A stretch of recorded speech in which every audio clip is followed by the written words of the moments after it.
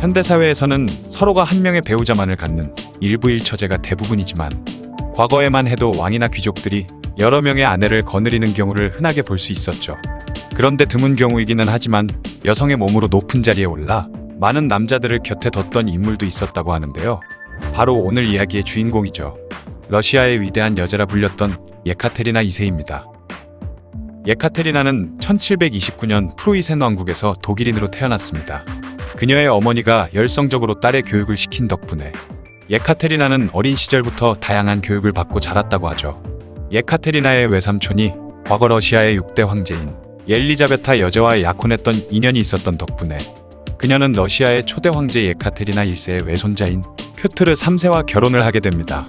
이때 이름을 개명해서 기존의 조피라는 독일식 이름을 버리고 예카테리나 알렉세예브나라는 러시아 이름을 쓰게 되죠. 예카테리나와 퓨트르 3세 부부는 신혼 시절까지는 같은 독일계의 혈통이라는 점 때문에 사이가 그럭저럭 괜찮았지만 예카테리나가 주변 사람들과 엘리자베타 여제의 환심을 사기 위해 칠러시아 노선을 걷게 되면서부터 둘의 사이가 점점 나빠졌다고 하는데요.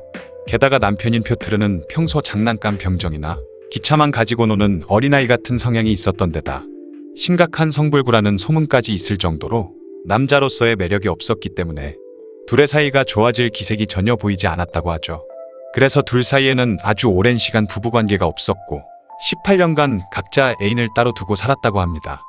처음에는 예카테리나도 남편에게 맞춰주려고 노력을 했지만 성격 차이를 극복하지 못해 나중에는 결국 남편을 혐오하는 수준으로 변했고 9년이라는 시간 동안 그를 피해 다니면서 부부관계도 거부했다고 하네요. 그러다 엘리자베타 여제로부터 자식을 안 낳을 거면 내쫓아버리겠다는 소리를 듣고는 마지못해 첫 아들인 파벨을 낳았고 이후부터는 다른 남자들과 마음껏 놀아나기 시작했습니다. 러시아 황실에 시집 온 후로 그곳 사람들의 환심을 사기 위해 열심히 러시아어와 문화를 공부하고 심지어 종교까지 러시아 정교로 개종한 예카테리나와 달리 뼛속까지 독일인이었던 퓨트르 3세는 계속해서 독일풍을 선호하고 개신교를 고집했기 때문에 러시아 안에서도 그리 평판이 좋지 않았다고 하죠. 게다가 그는 1762년 엘리자베타 여제의 뒤를 이어 황제로 즉위하자마자 엄청난 뻘짓을 해버리고 말았습니다. 당시 러시아는 7년 전쟁에서 오스트리아와 프랑스, 스웨덴과 연합하며 프로이센을 상대로 굉장히 유리한 상황에 놓여 있었는데요. 그런데 퓨트르 3세는 뜬금없이 프로이센과의 전쟁을 그만둘 뿐만 아니라 그동안 점령한 프로이센의 영토를 배상금도 받지 않는 조건으로 돌려주며 그들에게 병력까지 빌려줄 것을 제의하는 등 마치 전쟁에서 패배한 국가가 상대에게 내걸 만한 조건을 독단적으로 제시했죠. 이게 그 유명한 브란덴부르크가의 기적 사건으로 이 굉장한 뻘짓은 러시아 귀족들의 격렬한 분노를 샀으며 예카테리나 역시 남편의 행동에 크게 반발했습니다. 결국 평소 러시아인들 사이에서 평판이 좋을 뿐만 아니라 수많은 귀족들의 지지를 받고 있던 예카테리나는 1762년 6월 퓨트르 3세가 덴마크와의 전쟁 때문에 상트페테르부르크를 비운 사이 반란을 일으켜 자신이 러시아 제국의 황제가 됐음을 만천하에 알렸죠. 퓨트르 3세는 얼마 후 체포되었고 8일 후에 감옥에서 죽게 됩니다. 이후 예카테리나는 강력한 중앙집권제로 러시아를 개혁하고 국력을 키우는 데 집중했죠. 그렇게 그녀가 황제의 자리에 오른 이후 러시아의 행정과 법률 제도는 점차 안정되었습니다. 뿐만 아니라 농업과 상공업을 진흥시켜 국력을 크게 향상시켰고 볼테르와 레오나르트 오일러 등의 학자들을 후원하는 등 문화적인 면에서도 지원을 아끼지 않았는데요.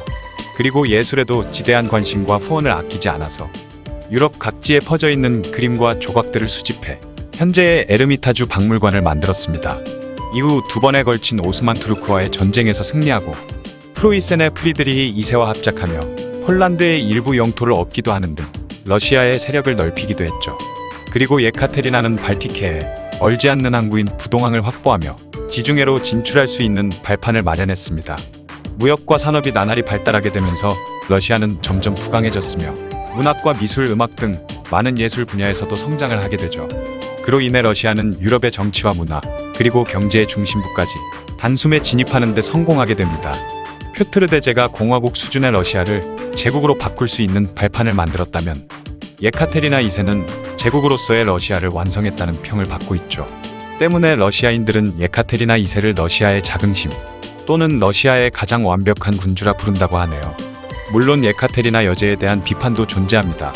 아무리 남편이 무능하다 해도 쿠데타를 일으켜 황제가 됐다는 점, 그리고 약 200여 명에 이르는 애인을 둔 남성 편력. 즉위 초에는 국민이 군주를 위해 만들어진 것이 아니라 군주가 국민을 위해 만들어진 것이다라며 계몽군주를 자처했지만 이후 귀족 계급의 지지를 받기 위해 농노제도를 계속 유지하며 훗날 농노반란이 일어난 원인을 제공했다는 점 등이죠. 예카테리나는 특히 애인을 많이 둔 것으로 유명했다고 합니다. 그녀는 나이 60세가 넘어서 죽음을 앞에 두던 순간까지도 수많은 애인들을 두고 있었다고 하죠. 예카테리나 2세는 몇 년에 한 번씩 애인을 갈아치우는 것으로 악명이 높았지만 그래도 헤어진 애인들에게 막대한 재산과 영지, 관직 등을 하사하며 잘 대접해줬다고 합니다. 이를 두고 그녀가 그토록 많은 남자들을 사귀었던 데는 정치적 계산이 숨어있다고 보는 견해도 있는데요. 귀족 명문가의 자제들이나 유능한 신하들과 친밀하게 지내는 한편 적지 않은 보상을 주면서 그들을 완전히 자신의 신복으로 만들었다는 점 때문이죠. 그녀가 젊고 잘생긴 귀족 청년들뿐만 아니라 실력 있고 명망 높은 장군과 신하들까지 애인으로 뒀던 것이 그 증거라고 합니다. 예카테리나는 애인을 선발할 때 까다로운 심사를 거쳤는데 우선 의사가 애인 후보들의 건강검진을 하고 검진에 합격한 후보자는 지적 능력과 황제를 즐겁게 해줄 만한 소양을 갖추었는지 추가로 검사를 받게 되죠. 마지막으로 황제의 측근 여성과 시험적인 합방을 거치는 실전 테스트에까지 합격하면 그때서야 황제의 침실에 들어갈 수 있었다고 합니다. 다만 말년에는 교양이고 나발이고 상관없이 크고 아름다운 물건을 가지고 있거나 잘생기고 젊은 미남이면 신분을 가리지 않고 받아들였다고 하네요. 황제의 수많은 애인 중에 그레고리 포템킨이라는 사람이 있었는데 그는 예카테리나 2세보다 10살 연하였으며 그곳의 크기가 크고 우람해 마치 말해 그것과 비슷했다고 하죠.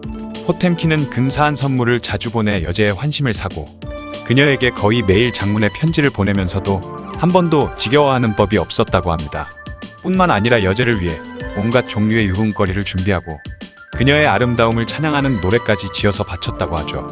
게다가 나이가 들면서 자신을 향한 황제의 총애가 점점 예전만 못해지자 스스로 황제의 애인감을 물색하고 다니는 등 그야말로 처세의 달인이었다고 합니다. 1787년에는 예카테리나 2세가 크림반도를 시찰한다는 소식을 듣자 아직 개발이 덜 된 크림반도의 상황을 감추고 황제의 환심을 얻기 위해 주변 지역에 겉만 화려한 가짜 마을을 만든 후 여제에게 보여줬죠. 이후 포템킨은 여제가 그곳을 통과하면 다음 시찰 지역에도 가짜 마을을 만드는 방식으로 여제의 눈을 속였습니다. 이후로 겉만 번지르르 하고 속이 비어있는 남에게 보여주기 위해서 만든 마을에는 포템킨 빌리지라는 이름이 붙게 되었다고 하네요. 지금까지 러시아의 가장 위대한 여제라 불리는 예카테리나 2세의 이야기였습니다. 영상을 봐주셔서 감사합니다. 더 재미있고 유익한 영상으로 다시 찾아뵙겠습니다. 구독과 좋아요 꾹 눌러주시고 댓글도 부탁드려요.